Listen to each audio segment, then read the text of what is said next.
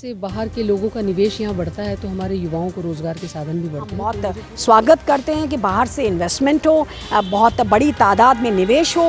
इससे हमारी जो बेसिक समस्या है उत्तराखंड की, जैसे कि माइग्रेशन, बच्चा स्किल्ड नहीं है ऐसा नहीं है, लेकिन इतना सबको शिक्षा दे दी और रोजगार ही नहीं है। नमस्कार, मैं रितिका पवार, आप देख रहे जन उजाला न्यूज़। मुख्यमंत्री पुष्कर सिंह धामी ने उत्तराखंड को देश में तेजी से विकास करने वाला देश बनाने के लिए उत्तराखंड इन्वेस्टर समिट 2023 की पहल की है, जिसमें बड़ी बड़ी कंपनियां उत्तराखंड में स्थापित होंगी। जब बड़ी बड़ी कंपनियां उत्तराखंड में स्थापित होंगी तो कामकाज के लिए युवाओं को नए नए अवसर मिलेंगे। इतना ही नहीं, धामी सरकार की इस पहल से उत्तराखंड में पलायन भी रुक जाएगा, जिससे कि उत्तराखंड के निवासियों को कामकाज के लिए दूसरे क्षेत्र में नहीं जाना पड़ेगा।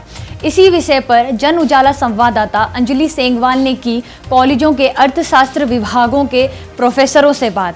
आइए देखिए हमारी यह रिपोर्ट। मैं डॉक्टर ममता सिंह और यहाँ पेंटिंग डिपार्टमेंट में एचओडी हूँ पीजी कॉलेज में। मैम, उत्तराखंड में इन्वेस्टर समिट होने वाली है, उसको लेकर आपका क्या कहना है? मेरा मानना यह है कि क्योंकि उत्तराखंड के पास अभी तक केवल टूरिज़्म एक बड़ा व्यवसाय का, रोज़गार का साधन बनता है, जो हमारा धार्मिक भी है और पर्यटन के साथ भी बहुत महत्वपूर्ण है। और क्योंकि अब हमारे युवा जो हैं हर क्षेत्र में आगे बढ़ रहे हैं, तो ऐसे में इन्वेस्टर समिट का यहाँ होना बहुत फ़ायदेमंद साबित होगा, क्योंकि जैसे जैसे बाहर के लोगों का निवेश यहाँ बढ़ता है तो हमारे युवाओं को रोज़गार के साधन भी बढ़ते हैं। तो मुझे पूरा विश्वास है कि इन्वेस्टर समिट से हमारे युवाओं को बहुत फ़ायदा होना। मेरा नाम डॉक्टर तुलिका चंद्रा घिंडियाल है और मैं MKPPG कॉलेज में इकोनॉमिक्स पढ़ाती हूँ। और आज जो आप पूछने आए हैं बिल्कुल हमारे सब्जेक्ट से रिलेटेड है, क्योंकि हम भी यही बात बच्चों को बताते हैं कि भाई इन्वेस्टमेंट नहीं होगा, निवेश नहीं होगा, कैपिटल फॉर्मेशन नहीं होगा, पूंजी निर्माण नहीं होगा तो इकोनॉमिक डेवलपमेंट कैसे होगा। तो आज जैसा कि मैं बच्चों से भी बोलती हूँ कि हमारा जो भारतीय अर्थव्यवस्था है वो एक उभरती हुई अर्थव्यवस्था है, अब इमर्जिंग इकोनॉमी है। और ऐसी इमर्जिंग इकोनॉमी में इंडिया जो एक हब बन गया है इन्वेस्टमेंट का। और जितने भी बाहर के देश हैं, क्योंकि देखिए सबसे बड़ी बात है हमारी इकोनॉमिक्स दो बातों पर निर्भर करती है, one is demand and one is supply. मांग और पूर्ति के बीच में जो ये रिश्ता है, तो बाहर के देशों को ये बात समझ में आ गई है कि इंडिया का जो मार्केट है, साइज़ ऑफ मार्केट बहुत लार्ज है और ये एक ऐसा देश है कि अगर हम यहाँ इन्वेस्टमेंट करेंगे तो तय बात है कि उनको ज़रूर लाभ होगा, ज़रूर उनका जो इन्वेस्टमेंट है वो फलेगा फूलेगा। उसका कारण क्या है? हमारे पास लेबर बहुत है। अगर मैं आपको यहाँ थोड़े से आंकड़े शेयर करूँ तो आप ये देखिए कि अगर China is one of the countries जहाँ पर जितना मुझे याद है औसत रूप में जो लेबर है वो सबसे ज़्यादा लेबर चाइना में, that is nearly 550 million. India की जो बात आती है दूसरे नंबर पे, चाइना का लगभग 700-800 के बीच में, इंडिया का दूसरे नंबर पर लेबर हमारे पास है। तो हमारे जो बाहर के इन्वेस्टर्स हैं उनको क्या चाहिए? देखिए मनी, हमें क्या चाहिए? हमें मनी चाहिए, हमें कैपिटल चाहिए, पूंजी चाहिए। और उनको क्या चाहिए? उनको यहाँ पर लेबर चाहिए। तो लेबर हमारा बहुत उनको सस्ते में मिल जाता है। और बस थोड़ी सी परेशानी है कि लेबर बहुत स्किल्ड नहीं है। उसके लिए भारत की सरकार, उत्तराखंड सरकार कोशिश कर रही है स्किल डेवलपमेंट की। मैं अक्सर बच्चों से कहती हूँ कि स्किल डेवलपमेंट के आंकड़े हमारे अभी बहुत तेज़ी से आगे नहीं बढ़ रहे हैं। लगभग 4% जनसंख्या हमारी स्किल्ड है और डेवलप कंट्रीज़ में साउथ कोरिया जैसे देश हैं जहाँ 96.4% जनसंख्या आपकी स्किल्ड है। तो स्किल डेवलपमेंट एक हमारा उद्देश्य है। लेकिन जो ये समिट होने वाली है ये बहुत बड़ी तादाद में हमारे देश में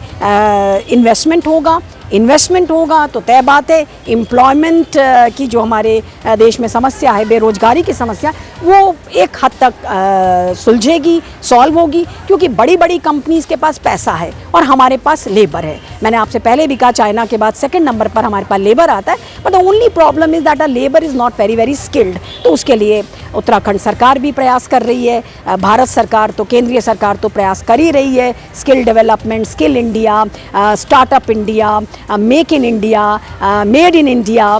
और आप ये देख रहे हैं कि शार्क टैंक जैसे प्रोग्राम्स जो हैं युवा उसकी तरफ बहुत आकर्षित हो रहा है। तो तो ऐसे में जो ये माहौल बना है इन्वेस्टमेंट का, देखिए इन्वेस्टमेंट ही आगे हमारे देश में जो समस्याएं हैं गरीबी की, बेरोज़गारी की, उसको दूर करेगा। तो हम बहुत स्वागत करते हैं कि बाहर से इन्वेस्टमेंट हो, बहुत बड़ी तादाद में निवेश हो, क्योंकि निवेश अगर हमारे देश में बड़ा सेफ इन्वेस्टमेंट है, यहाँ लेबर उनको मिलेगा, माहौल मिलेगा, एनवायरनमेंट जिसे कहते हैं एक बिजनेस एनवायरनमेंट होता है, व्यावसायिक वातावरण जो होता है वो इंडिया में इस समय जिसको कहना चाहिए बहुत सही समय है, क्योंकि बाहर के देश भी अपना पैसा ऐसे ही नहीं लगाना चाहेंगे। उनको नज़र आता है कि ये देश जो है हमारा पैसा, उनका पैसा जिसे कहना चाहिए उनको प्रॉफिट मिलेगा, हमको रोज़गार मिलेगा। तो हम स्वागत करते हैं कि ये जो हमारी इन्वेस्टर समिट है बहुत सक्सेसफुल हो और बहुत सारे बड़े बड़े देश आएँ यहाँ पर अपना धन लगाएं और हम जो है उनके धन को सफल करें, क्योंकि कहीं ना कहीं एक देश के नाम की बात आ जाती है। तो मैं यहाँ पर यही कहना चाहती हूँ, बहुत बहुत बधाई हमारी केंद्रीय सरकार को, हमारे उत्तराखंड शासन को, और यही हमारी शुभकामनाएं हैं कि हमारी जो इन्वेस्टर समिट है बहुत बहुत ज़्यादा सफल हो, इन्वेस्टमेंट बड़ी तादाद में आए। एमएनसीज़ आप देख रहे हैं आजकल कितनी एमएनसीज़ यहाँ पर इन्वेस्ट कर रही हैं। तो डेवलप कंट्री बनने का जो हमारा सपना है वो लगभग अब पूरा होता नज़र आ रहा है और उसका एक बहुत सफल प्रयास होगा इन्वेस्टर समिट जो उत्तराखंड में होने वाली है। तो बहुत ढेर सारी शुभकामनाएं उत्तराखंड शासन को, और हम भी as a teacher I would like to congratulate on behalf of all the teachers of MKP PG college कि ये जो समिट है वो बहुत सफल हो, और हम भी एज अ टीचर बच्चों के बीच में जागरूकता फैलाएंगे कि बच्चों इन्वेस्टमेंट कितना ज़रूरी है। Thank you so much. हाँ, अभी हमारे जो मुख्यमंत्री हैं धामी जी, वो फॉरेन लंदन स्पेशली गए थे फॉरेन जो इन्वेस्टर्स हैं उनसे भेंट करने के लिए, और उन्हें यहाँ पे उत्तराखंड में बुलाने के लिए कि वो अपने जो है उत्तराखंड में स्पेशली इन्वेस्टमेंट करें। देखिए ये एक अच्छा मूव है, क्योंकि इससे हमारी जो बेसिक समस्या है उत्तराखंड की, जैसे कि माइग्रेशन, और माइग्रेशन क्यों है? क्योंकि रोज़गार की कमी है, और रोज़गार क्यों नहीं है? क्योंकि हमारे पास कुछ पर्याप्त रिसोर्सेज नहीं है जिससे कि हम इंडस्ट्रीज़ लगा सकें। एग्रीकल्चर जो है हमारी बहुत पुअर है। सस्टेनेबल एग्रीकल्चर कहते हैं कि हम उतना ही एग्रीकल्चर खेती करते हैं जितना हम अपने स्टेट है उनका ही भरण पोषण कर सकें। तो हमारे पास एग्रीकल्चर में ऐसी अपॉर्चुनिटीज़ नहीं है कि हम इतना प्रोड्यूस करें कि हम बाहर उसको आउट ऑफ स्टेट या आउट ऑफ कंट्री उसको हम एक्सपोर्ट कर सकें। तो ये हमारे यहाँ बहुत सारी कमियां हैं जिससे कि कारण पलायन होता है। तो ये हम समझ रहे हैं कि जब इन्वेस्टर्स आएंगे यहाँ पर तो उनको वो यहाँ पर इन्वेस्ट करेंगे, और पर ये है कि इन्वेस्ट कैसे करते हैं, ये एक बहुत बड़ा क्वेश्चन मार्क है।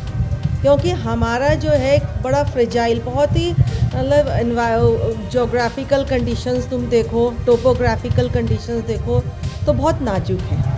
अभी देखो कि जोशीमठ में कैसे too much development, this is too much development है ना, जिसका हमने ध्यान भी नहीं दिया, और ब्लास्टिंग होती है ये सब। तो जब बड़े बड़े उद्योग या बड़े बड़े डैम्स लगते हैं तो हमारा उत्तराखंड का जो है एनवायरनमेंट, भौगोलिक परिस्थितियाँ, ये इससे छेड़छाड़ होती है, और ये एक बहुत डेंजरस वो है साइंस। तो ठीक है, इन्वेस्टर्स आए तो उनको हमारी भौगोलिक परिस्थितियों के हिसाब से ही इन्वेस्ट करना चाहिए।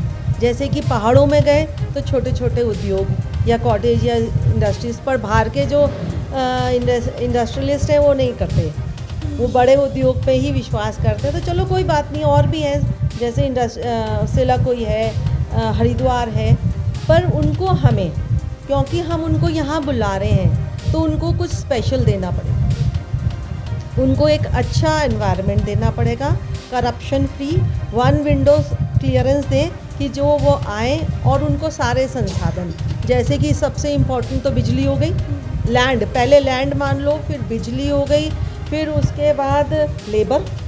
अब यहाँ पे लेबर भी जो चाहिए तो स्किल्ड लेबर भी चाहिए।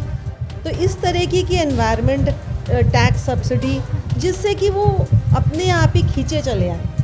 जब उनको दिखेगा कि हमें कुछ फ़ायदा हो रहा है, वो तभी उत्तराखंड में आएंगे अपना पैसा इन्वेस्ट करने के लिए। इससे नेचुरली ये है कि हमें रोज़गार की अपॉर्चुनिटीज़ मिलेंगी और कभी भी जो भी इंडस्ट्रीज़ लगती है ना, उससे के साथ ये एक प्रिंसिपल है कि अगर एक उद्योग लग रहा है तो उसके आसपास की एरियाज़ भी ऑटोमेटिकली डेवलप हो जाते हैं। वो एक इफ़ेक्ट होता है, क्या कहते हैं, ट्रिकल डाउन इफेक्ट होता है कि एक उद्योग लगा और उसके साथ देखो कहीं ना कहीं रेस्टोरेंट्स भी खुल जाते हैं और लेबर आ जाती है, रॉ मटेरियल आता है, तो इस तरीके से एक ऑल राउंड डेवलपमेंट इसका। तो यही हम उम्मीद कर रहे हैं कि उनको हम बुला रहे हैं, उन्हें एक रेड कारपेट वेलकम दिया जाए और उनके लिए यहाँ पे इन्वेस्टमेंट करना आसान करा जाए। यही मेरी उम्मीद है कि इन्वेस्टर्स बहुत अच्छा है उत्तराखंड के लिए। तो विशेष रूप से मैं कहूँगी कि हमें तो इसी तरह के रोज़गार की संभावनाएं, चाहे हम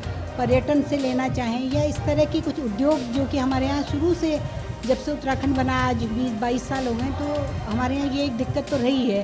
तो अगर इस तरह का कोई हमारे यहाँ इन्वेस्टमेंट आता है, फॉरेन इन्वेस्टमेंट आता है, ये हमारे युवाओं के लिए, जो कि रोज़गार एक हमारी बहुत बड़ी समस्या है, तो उसके लिए अगर कुछ समाधान निकलता है तो हमारे लिए पलायन, जो कि बहुत बड़े खाली होते गांव हैं, तो उसके लिए बहुत हमारे लिए अच्छा रहेगा। लेकिन किन शर्तों पर वो आएंगे उत्तराखंड से, वो क्या चाहते हैं और क्या हम उनको उस तरह की सुविधाएं यहाँ पर दे पाएंगे।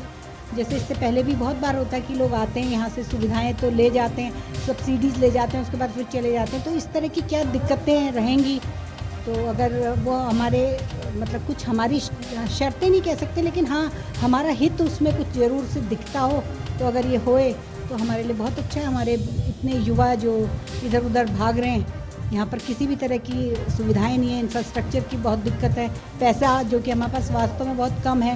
तो ये सब चीज़ें अगर होती हैं तो हमारे लिए बहुत अच्छा रहेगा और आशा करते हैं हम कि धामी जी गए हैं, प्रयास किए हैं, तो कुछ ना कुछ ज़रूर उत्तराखंड को इसका फ़ायदा मिलेगा। और अगर आप देखें तो हर घर में बच्चे सब पढ़ के सबके लिए शिक्षा सुलभ कर दी गई है। इतने इंजीनियरिंग कॉलेजेस खुल गए हैं, प्राइवेट में भी जो अगर मान लीजिए कोई कॉलेज ऐसे थे जहाँ पर नहीं थी, कोई सब्जेक्ट नहीं थे, तो वो उन्होंने जो है उस रूप में भी सेल्फ फाइनेंस के तरह भी कर दिया। तो शिक्षा की कोई कमी नहीं रह गई। मतलब अगर हम कहें कि बच्चा स्किल्ड नहीं है, ऐसा नहीं है, लेकिन इतना सबको शिक्षा दे दिया और रोज़गार ही नहीं है, तो इसके लिए तो हमारे लिए ये होना बहुत ही ज़रूरी है। तो बहुत अच्छा रहेगा। मैं तो यही आशा भी करती हूँ कि कुछ ना कुछ शुभ संकेत दें, सक्सेसफुल रही, ये तो हमारी कामना ही है। तो जैसे कि आपने देखा, कॉलेजों के प्रोफेसर्स का यह कहना है कि सरकार का रोजगार को देखते हुए यह पहल बहुत ही सराहनीय है। जन उजाला भी धामी सरकार की इस पहल की सराहना करता है। जन उजाला देखने के लिए आप सभी का धन्यवाद।